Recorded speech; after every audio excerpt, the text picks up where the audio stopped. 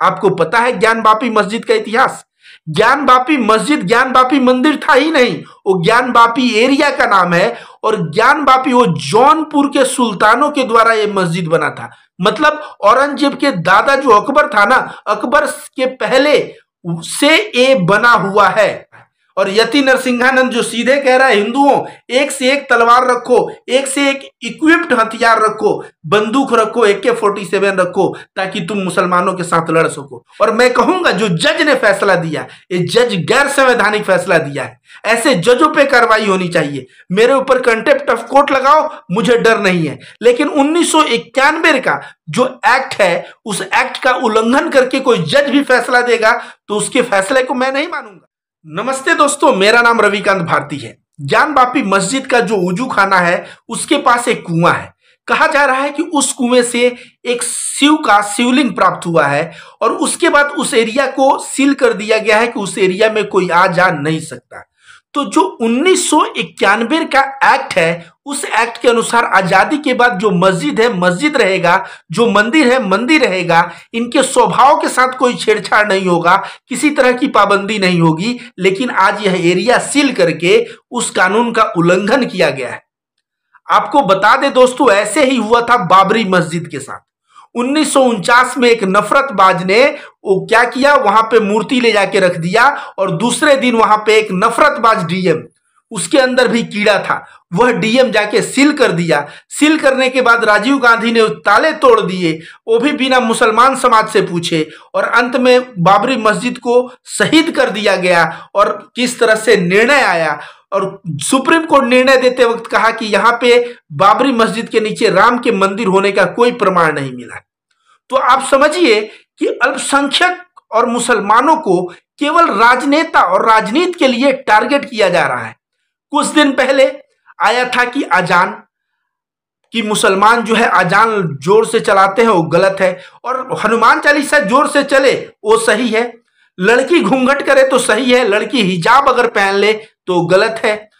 अगर नमाज सड़क पे पढ़ो तो गलत है, लेकिन कांवड़ यात्रा के लिए पूरे सड़क को ब्लॉक कर दो तो सही है। इस तरह से मुसलमानों को जो विलेन दिखाने का प्रयास किया जा रहा है, अजान, हिजाब, नमाज, और अभी जो है राजा जो है कहा जा रहा है कि मंदिर को तोड़ के मस्जिद का निर्माण किया है। आपको पता है ज्ञान वापी मस्जिद का इतिहास? ज्ञान वापी मस्जिद ज्ञान वापी मंदिर था ही नहीं, वो ज्ञान वापी एरिया का नाम है। और ज्ञान वापी वो जौनपुर के सुल्तानों के द्वारा ये मस्जिद बना था। मतलब औरंगजेब के दादा जो अकबर था ना, अकबर के पहले से ये बना हुआ है। सोचिए, जौनपुर के सुल्तानों के द्वारा बना है। अब लोग कह रहे हैं औरंगजेब ने तोड़ा। भाई आपको वो भी कहानी थोड़ा मैं बता दूं। अभी प्रोफेसर रविकांत को बहुत मारा पीटा जा गया, मतलब उनके ऊपर हिंसा किए गए। मेरा नाम भी रविकांत भारती है, लेकिन मैं सद्भाव सेना चलाता हूं, सद्भाव फाउंडेशन चलाता हूं, मैं डरता नहीं हूं। आप सभी को बता दें कि औरंगजेब अपना काफिला लेके बढ़ रहा था दिल्ली से कलकत्ता के तरफ। जब काशी नामक स्थान आया तो औरंगजेब के काफिले में 40 राजपूत राजा थे और अपने रानियों के साथ थे। तो रानियां बोली कि मुझे विश्वनाथ का दर्शन करना है। तो वहां पे काफिला रुक गया, वो लोग कहीं पे सराय पे रुक गए और रुकने के बाद बोले ठीक है जाओ दर्शन को। जब रानियां दर्शन करने गई, दर्शन करके रानी जब लौट रही थी, उसमें एक रानी नहीं लौटी। तो जो साथ गया था बंदा, वो मंदिर के प्रांगण में गया तो देखा वो नारी जो है अर्धनग्न अवस्था में पड़ी हुई है। तो कही कि मंदिर का जो मुख्य पुजारी है उसने मेरे साथ बलात्कार कर दिया है। यह बात जब सुने तो राजपूत राजाओं के पास बात गई, उनका खून खौल गया और वे लोग तलवार से तो गर्दन तभी काट दिए होते, लेकिन फिर भी फैसला हुआ और इंसाफ के तहत उस पुजारी को मृत्यु दंड दी गई। फिर बाद में हिंदू तबका ही कहने लगा कि हमारे भगवान शंकर का जो शिवलिंग है, शिवलिंग के साथ इतना मतलब जो अपवित्र कार्य हुआ है शिवलिंग के पास, वहां पे शिवलिंग नहीं रहेगा, एक जगह अपवित्र हो गया है।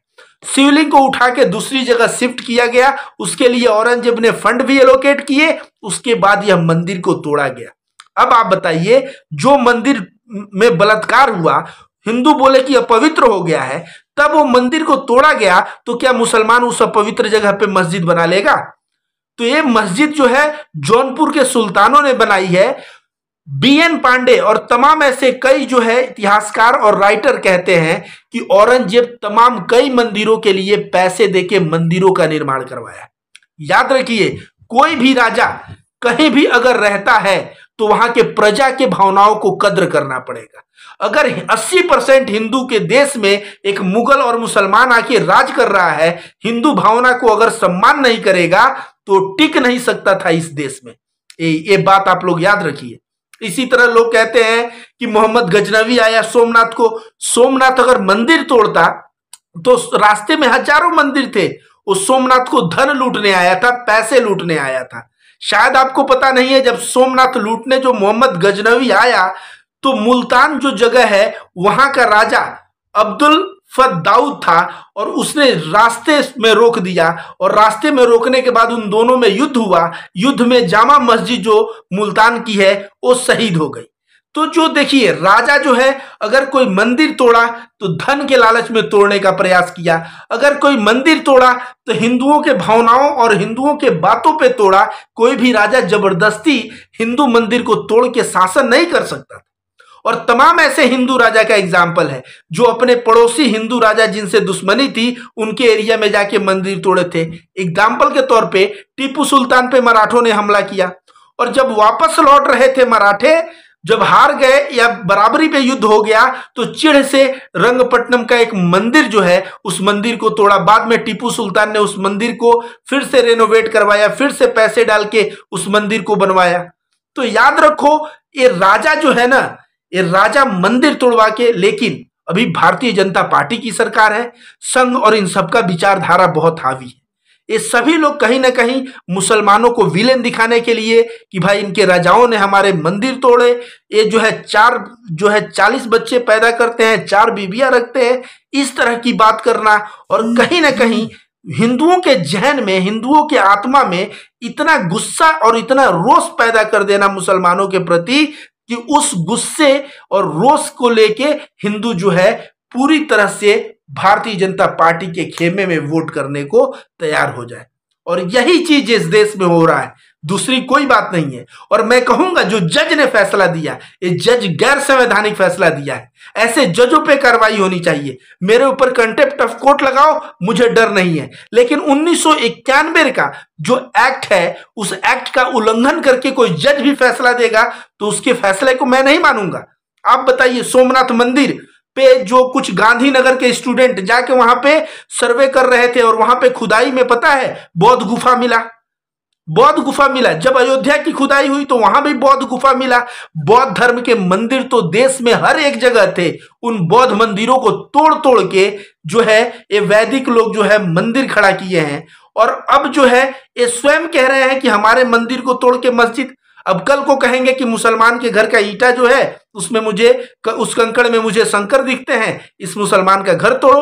और कहीं ना कहीं जहांगीरपुरी की घटना में जिस तरह से बुलडोजर चलाया गया, खरगोन के घटना में जिस तरह से बुलडोजर चलाया गया आपने देखा। लेकिन याद रखिए, बुलडोजर से मुसलमानों के घर तोड़े जा सकते हैं, लेकिन मुसलमानों के मनोबल को तोड़ा नहीं जा सकता। अब कल को कहेंगे कि मुसलमान के घर का ईटा जो है उसमें मुझे, उस कंकड़ में मुझे शंकर दिखते हैं, इस मुसलमान का घर तोड़ो। और कहीं ना कहीं जहांगीरपुरी की घटना में जिस तरह से बुलडोजर चलाया गया, खरगोन के घटना में जिस तरह से बुलडोजर चलाया गया आपने देखा। लेकिन याद रखिए, बुलडोजर से मुसलमानों के घर तोड़े जा सकते हैं, लेकिन मुसलमानों के मनोबल को तोड़ा नहीं जा सकता। मुसलमान क्या किए, राजस्थान में जो एक दर्जी का दुकान जला था, चंदा लगा के जकात दे के फिर उसका दुकान खुलवा दिए। जो भी मुसलमानों के दुकान बर्बाद हुए थे, चंदा लगा के खुलवा दिए। तो सोचिए, अल्लाह ने मुसलमान समाज को आत्मनिर्भर बनवाया है और ईश्वर ने हिंदू समाज को भी आत्मनिर्भर बनाया है।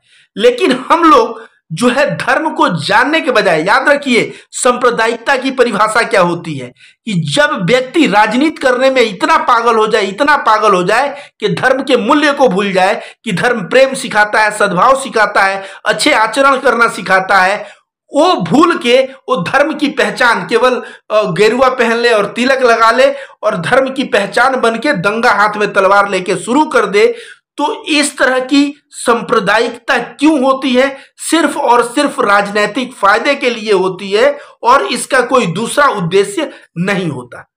तो दोस्तों, ये जो 1991 के एक्ट का उल्लंघन है, इसको मैं कहूंगा कि ये बहुत ही बुरा है और ऐसे चीजें, ऐसी घटनाएं नहीं होनी चाहिए। देखिए कल सुप्रीम कोर्ट का इस पे क्या फैसला आता है।